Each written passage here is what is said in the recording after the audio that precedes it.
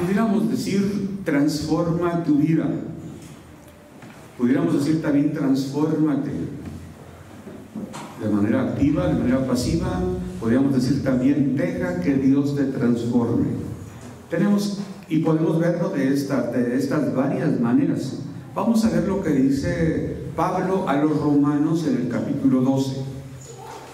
Dice así: así que, hermanos, os ruego por las misericordias de Dios que presentéis vuestros cuerpos en sacrificio vivo, santo, agradable a Dios, que es vuestro culto racional. No os conforméis a este siglo, sino transformaos por medio de la renovación de vuestro entendimiento, para que comprobéis cuál sea la buena voluntad de Dios, agradable y perfecta. Bueno, el contexto inmediato anterior a este pasaje, o sea, el párrafo anterior de Romanos 11:36 dice: porque de Él y por Él y para Él son todas las cosas. A Él sea la gloria por los siglos. Amén. Presenta tu cuerpo en sacrificio vivo. ¿Cómo se oye eso? Antiguamente el pueblo de Israel ofrecía sacrificios, presentaba animalitos que se les daba muerte. Era una muerte sustitutoria. Ilustraba lo que era la vida espiritual. La persona, por su pecado, merecía muerte eterna, castigo eterno, pero un animalito lo sustituía, era el que moría. Había arrepentimiento, Dios perdonaba los pecados. Todo eso hablaba de algo espiritual. Era algo físico que se hacía, pero ilustraba algo espiritual. La necesidad de limpiar el corazón de pecado, el hecho de que alguien pagaba por tu pecado, y prefiguraba a la persona de Cristo, quien moriría por nosotros de manera vicaria como Cordero de Dios.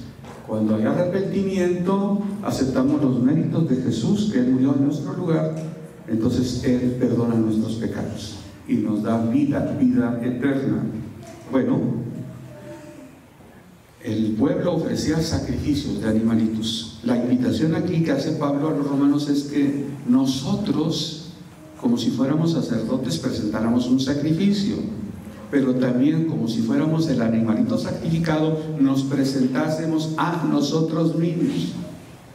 Pero dice, es santo, agradable a Dios, que es vuestro culto racional. Aquí está una persona así de rodillas en el altar. Ella misma no va a morir. En estos altares nadie muere. En los altares antiguos del pueblo de Israel morían los animalitos en los altares. Aquí nadie muere, pero hay algo que muere en la persona: su vieja forma de ser, su manera de ser anterior, antes de que conociera a Cristo. La Biblia llama el viejo hombre. Otra forma de decirlo es que nos despojemos del viejo hombre y vistamos del nuevo hombre. ¿A quién le gusta estrenar? Estrenar ropa, carro, casa, zapatos. Algunos dicen, estrené zapatos porque los otros que tenía pisaba un chicle y ya sabía de qué sabor era.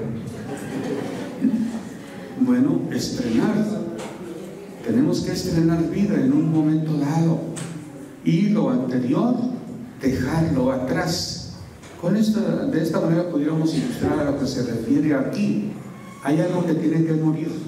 Jesucristo, espiritualmente hablando, dice: el que quiera salvar su vida la va a perder, y el que pierda su vida por causa de mí la va a hallar. Es decir, la verdadera vida es dejando nuestra propia vida, nuestra vida egoísta, ambiciosa, temerosa, qué sé yo, cuántos defectos pudiéramos mencionar en esta mañana. Una vida nueva que empieza cuando entregamos nuestra vida a Cristo Jesús. Presenta tu cuerpo en sacrificio vivo, santo, agradable al Señor. Bueno, sacrificio vivo. La Biblia dice, cuando dice vuestro culto racional, usa la palabra logiken en griego, racional.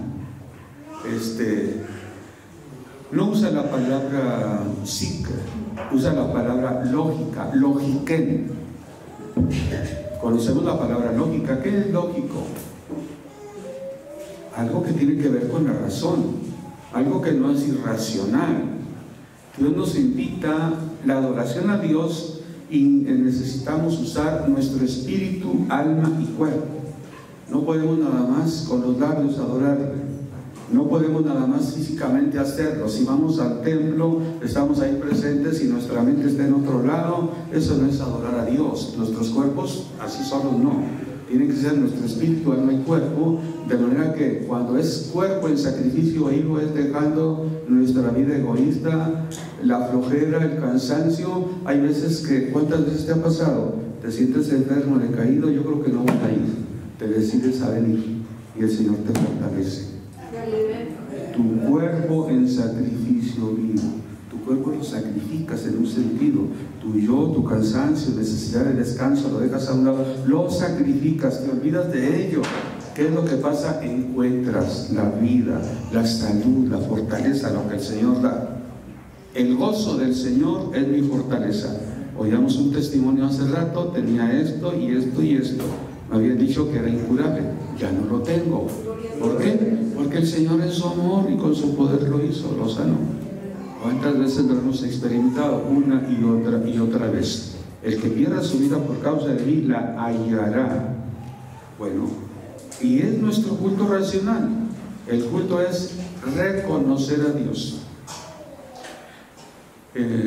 Incluye muchas cosas.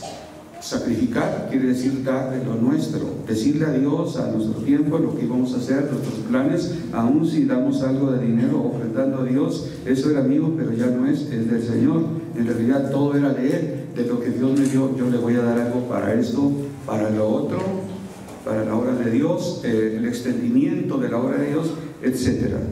Nuestra adoración a Dios ha de ser santa y agradable. Ahí está lo espiritual. Dice que presentemos nuestros cuerpos, ahí se está hablando de físico, pero es nuestro culto racional. Ahí está tu mente. Nous es mente en griego. Dice aquí el texto, nous, culto racional, lógico. Entonces tiene que ver con el cuerpo, la mente, pero es santo y agradable. Ahí está nuestro espíritu, que busca ser mejor, nuestro corazón quiere ser mejor. Ese es el culto que agrada a Dios.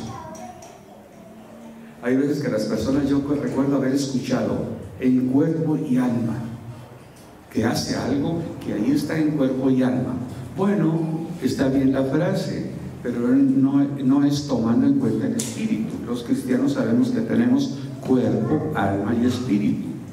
Quien no conoce la palabra de Dios piensa en cuerpo y alma. Si conocemos la palabra de Dios, pensamos cuerpo, alma y espíritu, y es lo principal. Bueno, ¿cómo va a pensar la gente que no conoce a Dios en el espíritu si su espíritu está muerto? La Biblia dice que el pecado trae muerte espiritual. Nacemos del espíritu cuando entregamos nuestra vida a Dios, a Cristo. Entonces, ahora que nacemos de nuevo, también nuestro espíritu puede adorarle. Ahora tiene sensibilidad de las cosas de Dios. Bueno, es nuestra adoración. El sacrificio de nuestra vida es que seguimos viviendo esta vida, pero ahora como Dios quiere, de una manera agradable a Dios. Segunda a los Corintios, capítulo 10. En el párrafo 3 dice: pues aunque andamos en la carne, no militamos según la carne. Tenemos cuerpo, pero no vivimos dándole gusto al cuerpo. Hay algunos que dicen, es viernes y el cuerpo lo sabe.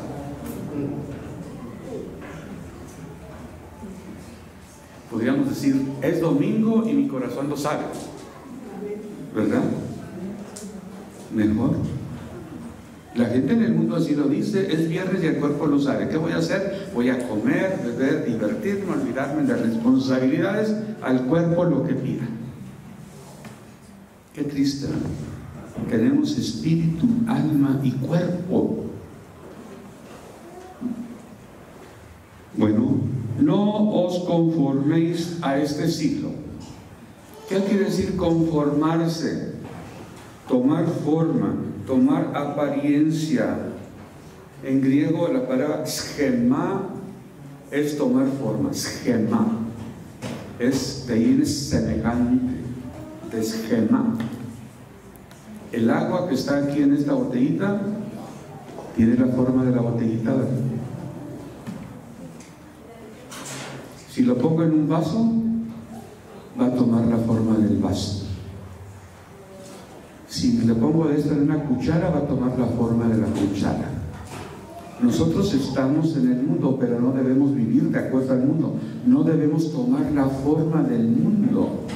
Es el riesgo del cristiano, hacerse como los demás, vestir como los demás, andar como los demás, platicar como los demás. Debemos de tener cuidado, joven señorita. Tú eres diferente. Si eres hijo de Dios, eres diferente. No eres como la gente del mundo. No puedes hablar como la gente del mundo. La gente quiere ser aceptada. Deja que Dios te acepte. Aquí te aceptamos. Eres diferente, joven señorita. Somos diferentes. No queramos vestir como el mundo. No queramos. Quiere agradar a Dios. Y aquí nos agradamos. ¿Sabes qué? Somos familia. ¿Sabes qué? La familia de Dios es por la que viene el Señor. Y ya me lo viene por segunda vez. Nosotros éramos así. Pero el Señor nos cambió, nos transformó, nos renovó. Dice la palabra del Señor que seamos transformados. Es la palabra griega que se usa. Que seamos transformados. Metamorfisteis. ¿Qué quiere decir metamorfosis? Que cambie. Lo usamos para hablar de la mariposa, la metamorfosis. Nosotros así también pasamos una metamorfosis. Nuestra forma fue más allá, cambió por lo que hizo el Señor. Y es lo que quiere seguir haciendo el Señor, transformando nuestra mente. Seguimos haciendo esa obra de metamorfosis.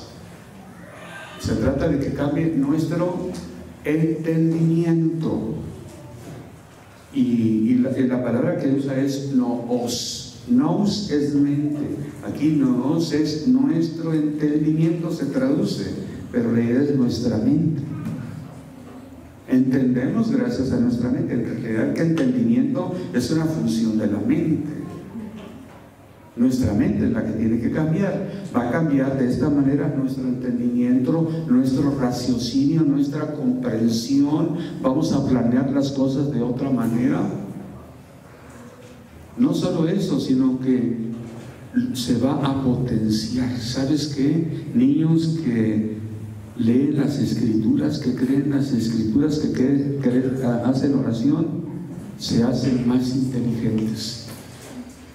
Porque leen la palabra, porque la estudian, van a ser más inteligentes que la gente del mundo. Su inteligencia se potencia. Vi hace poquito una ilustración. Estaba un burro de esos, un animalito de esos mamíferos de 4 patas, orejas grandes, con su celular. En eso se transforman niños que no pueden vivir sin su celular. El teléfono inteligente, ¿sabes por qué es inteligente? Porque le roba la inteligencia a los niños. Es doblemente inteligente la que ya tenía y de la que se apropia.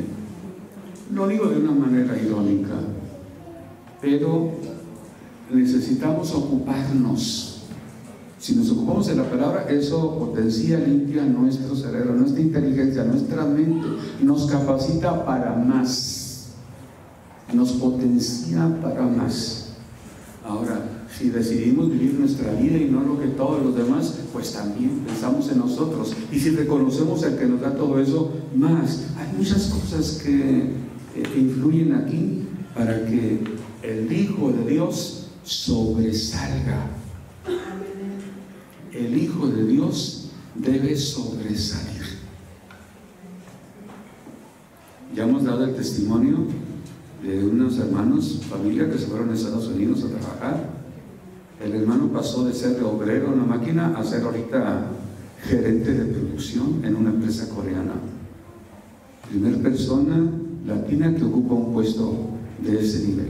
Sus hijos fueron allá a aprender inglés, pero bien pronto el varoncito ocupó primer lugar en toda la región en matemáticas y en aprovechamiento. Tuvo que aprender el idioma aparte para entender a los maestros lo que estaban diciendo, pero así, primer lugar regional en aprovechamiento.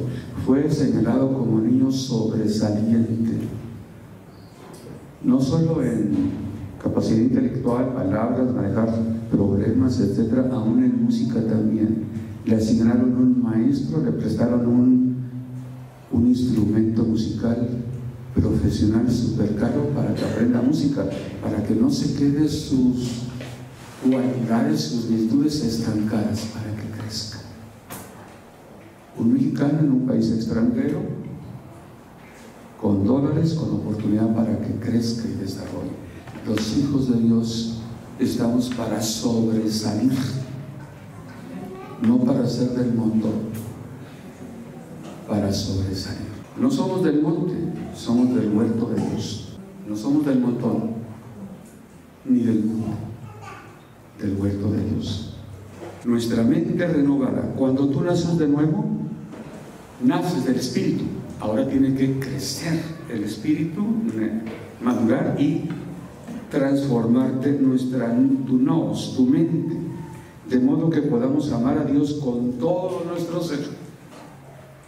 El espíritu que estaba medio muerto, ahora con todo nuestro espíritu, todo nuestro corazón, con toda nuestra mente renovada y nuestro cuerpo beneficiado por todo ello. Vigor, salud.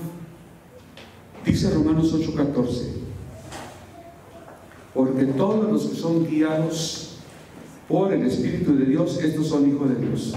Bueno, es que lo que el Señor quiere, nuestro culto racional incluye nuestro razonamiento. Dice la palabra de Dios, Lucas 1:1. Vamos a leerlo. Dios nos guía. Ya leí el pasaje de Romanos 8:14. Los hijos de Dios somos guiados por el Espíritu de Dios. ¿Cómo podemos entender que Dios nos guía? Nos dice por aquí y por acá, porque nuestro espíritu ahora es sensible a Dios, porque nació de nuevo. El Señor nos da de su espíritu, podemos tener comunión con Él y entenderlo a Él. Nuestro espíritu y nuestra mente, puesto que está renovada por el Espíritu ayudado, podemos entender las cosas mejor, podemos sobresalir. Dice en Lucas 1:1, vamos a hablar de... Hay veces que tenemos duda, ¿verdad? Hay veces que nos platican y por nosotros mismos queremos entender las cosas. Una cosa más, los niños de 12 años, de 13 años, todos, lo normal, lo sano es que pregunten, ¿será cierto? La maestra de escuela dominical les dice, Cristo vivió hace 2000 años y murió en la cruz, y un niño de 12 y 13 años pregunta, ¿será cierto? Todos. Porque antes entendían de una manera las cosas, pero a esa edad cambia la forma de razonar.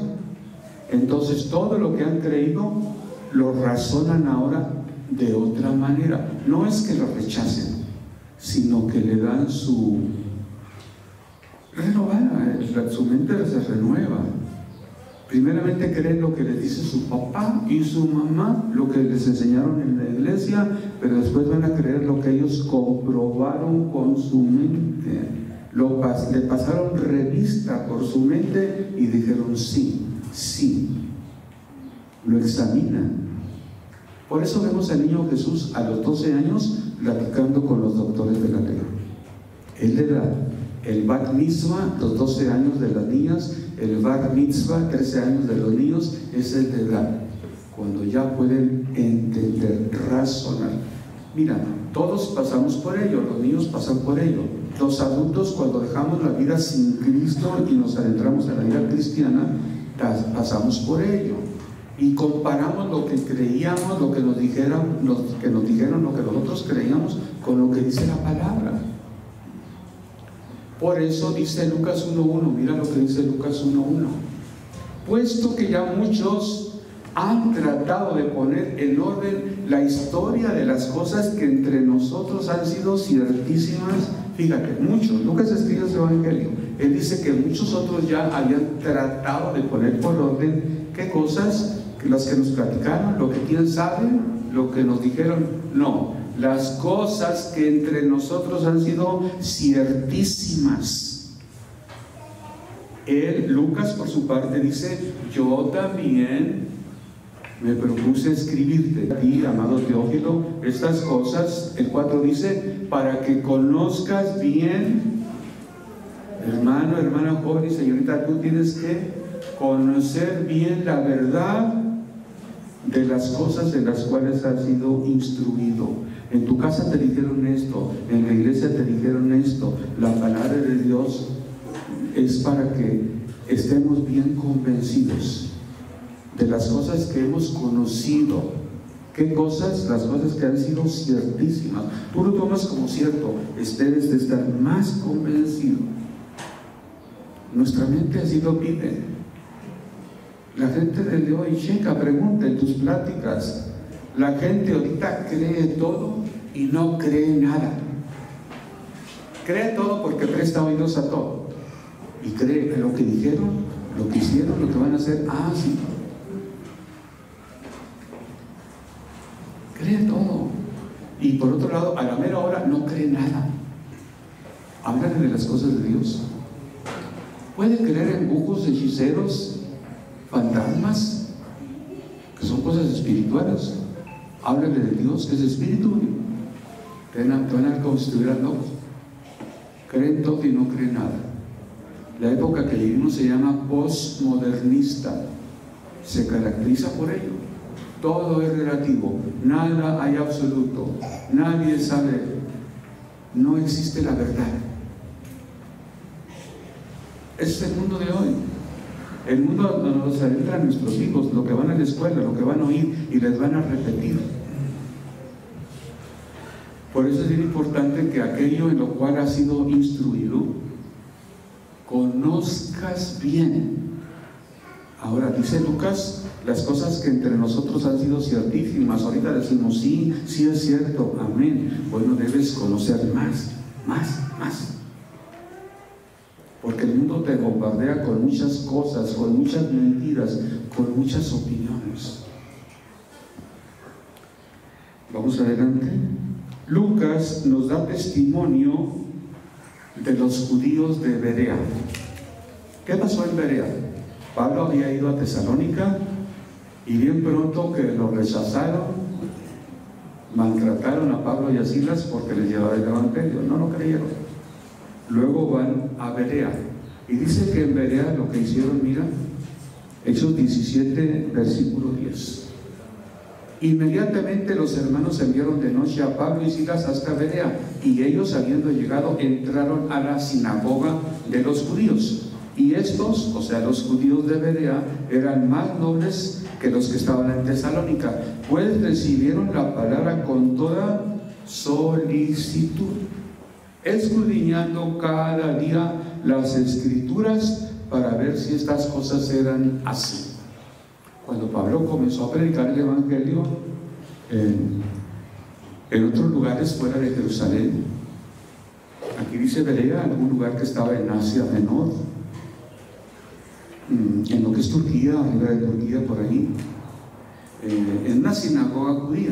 Algunos lo rechazaron en otras ciudades, pero ahí en Berea los judíos oían a Pablo predicar el evangelio. Eran judíos, iban a la sinagoga, pero Pablo les iba a predicar de Jesucristo. Los de Berea escudriñaban sus escrituras, lo que para nosotros sería la Biblia. Las escrituras para ellos era el Antiguo Testamento de nosotros. Como si tú tuvieras una duda de algo, una reserva de algo que escuchas. ¿Quién sabe si lo que dice el pastor sea cierto? ¿Quién sabe si entienda bien las cosas? Bueno, que estudias la Biblia a ver si es como él dice. Eso es lo que hacían en Berea. O sea, tienes que asegurarte, comprobarlo por ti mismo.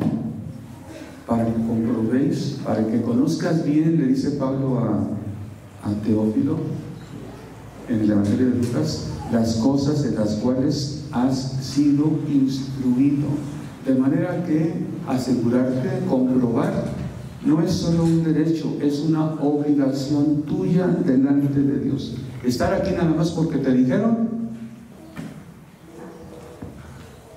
Si haces las cosas nada más porque te dijeron, no tiene valor. Dios te dio razonamiento, inteligencia, voluntad. Dios quiere tu corazón rendido a Él. Y en lo que requiera mejorar, que te dejes transformar por Él. En primer lugar, transforma nuestro corazón. Luego de ahí nosotros debemos permitir que transforme nuestra mente. Eso va a transformar hasta nuestros hábitos físicos diarios. Todo nuestro ser podrá de esta manera adorar a Dios, espíritu, alma y cuerpo.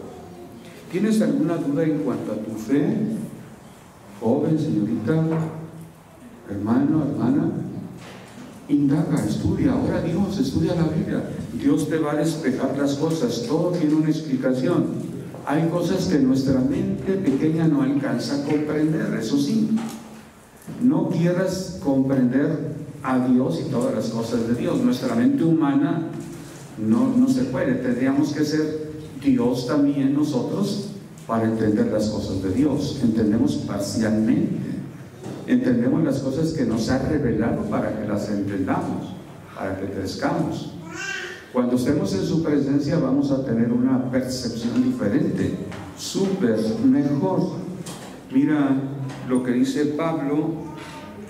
Bueno, vamos a ver primeramente lo que dice Deuteronomio 29 y luego vemos lo que dice Pablo, ¿ok? Deuteronomio 29 dice: las cosas secretas pertenecen a Jehová nuestro Dios, mas las reveladas son para nosotros, para nuestros hijos para siempre, para que cumplamos todas las palabras de esta ley. Dios se reveló a sí mismo algunas cosas. Podemos recordar que Jesús le dijo a sus discípulos cuando ya los iba a dejar: todavía tengo muchas cosas que enseñarles, pero ahorita no las pueden sobrellevar, pero voy a enviar al Espíritu Santo para que les enseñe todas las cosas, para que les recuerde todo lo que han aprendido y los guíe a toda verdad. Él va a tomar de lo mío y os lo va a hacer saber a ustedes. Bueno, ahí está, que aprendemos unas cosas, sabemos unas cosas, pero no todas al mismo tiempo. Debe haber una progresión. Mira lo que dice Pablo en su propia experiencia. Él dice: conozco a una persona, no sé si en el cuerpo lo haya experimentado o si en su espíritu solamente, no lo sé, Dios lo sabe, pero este hombre fue arrebatado al paraíso, donde oyó palabras inefables que no le es dado al hombre expresar. Él se refiere así, está hablando de él. Conozco un hombre. Él no quiere decir: el Señor me llevó al cielo. Como muchas personas dicen y presumen, unos presumen que fueron al cielo, otros que fueron al infierno. Qué presunción, ¿no? Bueno, que fueron al infierno para ver y que luego regresaron. Cuando alguien le pidió algo semejante al Señor Jesús, Él les dijo: ¿saben qué? Allá tienen las escrituras que yo les digo, que las lean y que las crean. Así dice la Biblia. Dios nos dio cosas para que entendamos y las vivamos. Ir al cielo, ir al infierno. A Pablo Dios le concedió ese privilegio. Vio cosas que no podía decirlas ni siquiera, pero las vivió para enriquecer su vida y así darnos más. Bueno, Pablo también dice que los profetas, cuando profetizaban, no entendían muchas veces lo que estaban diciendo, para qué lo decían. Ellos simplemente lo decían porque Dios les dijo. Pero ahora dice: a nosotros se nos ha revelado el misterio. O sea que es progresiva. Hay algo que se llama revelación progresiva. Por eso nosotros entendemos unas cosas ahorita y luego entendemos otras después, y aún de un mismo pasaje de la Biblia entendemos algo ahorita y el otro año entendemos más y el otro año más, y la palabra de Dios es viva. Nunca llegamos a entender del todo las cosas, la palabra de Dios. Ahora, a Dios, claro que menos. ¿Sabes qué? Ni la eternidad va a ser suficiente para nosotros para que terminemos de comprender a Dios. Pablo sabía mucho,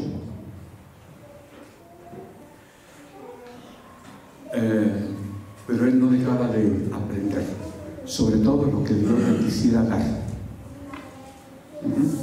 Mira, lo encontramos Hechos 17-18. Encontramos a Pablo, él predicaba a judíos y a gentiles. Él dice: yo soy deudor a judíos, a griegos. Los judíos piden señales, los griegos piden sabiduría. Pero él predicaba a unos y a otros. ¿A quién predicaba? A Jesucristo crucificado, que murió por nosotros. Él tenía mensaje, él tenía conocimiento, podía hablar con unos y con otros. Mira, aquí lo encontramos, dice que estaba ahí en Atenas, y algunos filósofos de los epicúreos y de los estoicos disputaban con él, y unos decían: ¿qué querrá decir este Pablo con todas esas palabras? Y otros: parece que es predicador de nuevos dioses, porque Pablo les predicaba del Evangelio de Jesús y de la resurrección. Y tomándole le dijeron: vamos, Pablo, vamos allá, mira, al Areópago, el Areópago, diciendo: ¿podremos saber más qué es esta nueva enseñanza de que hablas? Y lo llevaron a donde iban los filósofos, donde había un auditorio grande, propio, adecuado, con acústica, asientos, amplio, para que les dijera lo que ellos creían predicación de otros dioses. Bueno, para ellos eran otros dioses, ellos tenían otros dioses, no sabían de Jesús. Y Pablo les predicó de Jesús a los filósofos llamados epicúreos, a los filósofos llamados estoicos. Los epicúreos y los estoicos ambos buscaban la sabiduría, la felicidad, la vida eterna.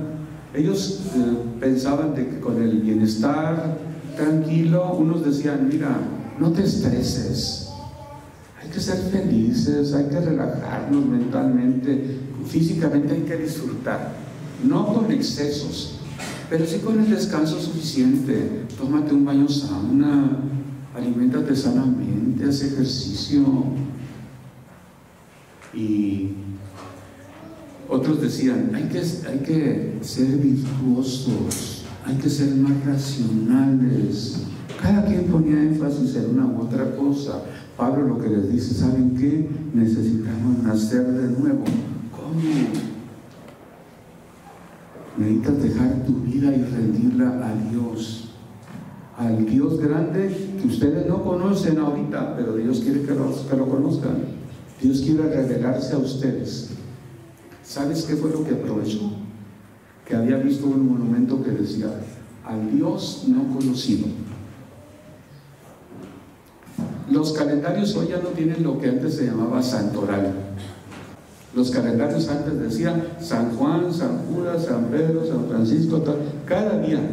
Y había varios que estaban cada día. Por eso luego la gente decía: a cada santo le llega su función. Los griegos en ese entonces tenían así monumentos, estatuas para un dios y para otro, para muchos dioses.